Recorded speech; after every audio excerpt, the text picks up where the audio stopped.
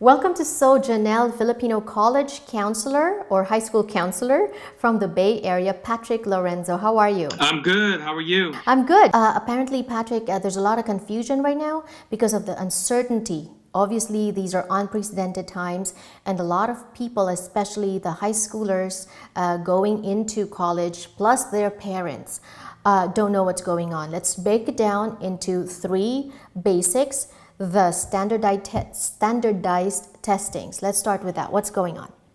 So, in regards to the testing, for juniors in particular and some sophomores, the concern is about the tests being canceled.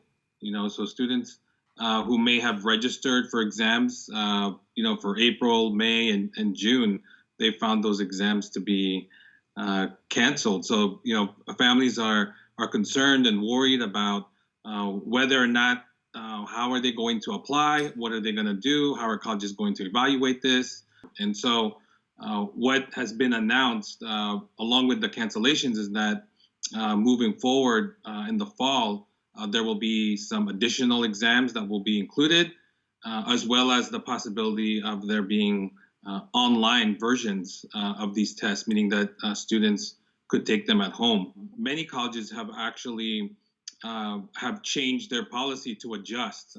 There's a growing list of schools that have become test optional. So that means that students who are worried or concerned about whether or not they can take the test or whether or not they're concerned they might only be able to take one, that colleges will exercise flexibility and be understanding that if you are unable to take the exams or submit scores that you think are not reflective of who you are, colleges will be flexible in how they evaluate these applications. Let's talk about the second thing, which is deadlines, because I know that college application for a lot of the universities have a deadline. What typically happens with some schools is that they have two deadlines. Some schools have an early deadline and some schools have a regular deadline, and those deadlines tend to fall in November.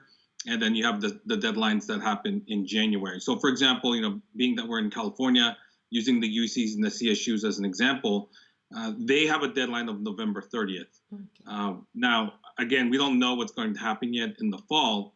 But again, since they are going to be test optional, if students are unable to take that, that's not something they need to worry about. I think we're in a situation where we may have to wait until what happens as the situation unfolds and what happens in the fall, whether or not colleges will adjust. This could also pertain to seniors as well. Some seniors might be wondering if they can still apply. There are some schools who have extended their deadline or will extend their deadline. But for the juniors, I think we still have to wait and see what happens. But I think that we can expect that deadlines can also be adjusted in order to be accommodating. Let's talk about that test optional thing, because some students are also alarmed because some of them didn't really do well maybe the past school years, and they were hoping to do well on the tests to help pull up their grades, to help push their ability to be admitted to the college that they want or university that they want. Your thoughts on that, Patrick? The test scores are one element with what they use to evaluate students. The GPA, the activities that they participate in are going to be things that are going to be a part of that. And I believe that it's likely that in their application they will give students an opportunity to perhaps expand and explain. Now, there are a lot of other schools that have other application platforms in which they may have a letter recommendation. They may have additional writing components that students may submit as part of their application. So that means that even though students are unable to submit test scores or they're concerned about test scores, there are colleges that look beyond the test score.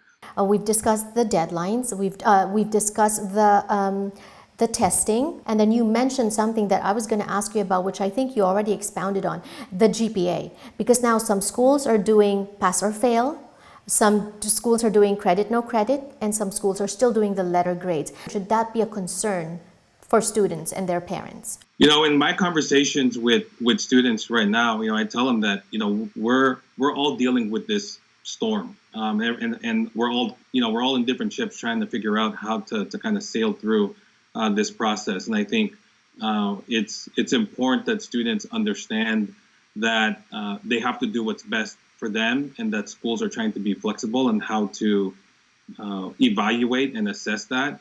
There's so many different issues that we have to be thinking about that affect the students' well-being and their ability to perform.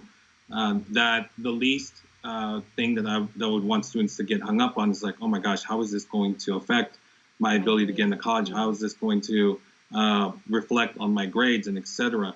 And I know it's hard to separate that. You know, we're talking about students and teenagers who are dealing with a variety of different things that's difficult in the situation, and then you throw in the college application process, and so even more so, they're more concerned. So I think as best as I can, I would want students to try to be focused on themselves and to do the best they can, but and recognize that it's important to show grace with each other, show grace with yourself, with your family, because this is a tough situation. I think students have to recognize that it's okay if it's tough and you struggle and it's not the best version of you, because again, the colleges will exercise flexibility and you have more options than you might realize.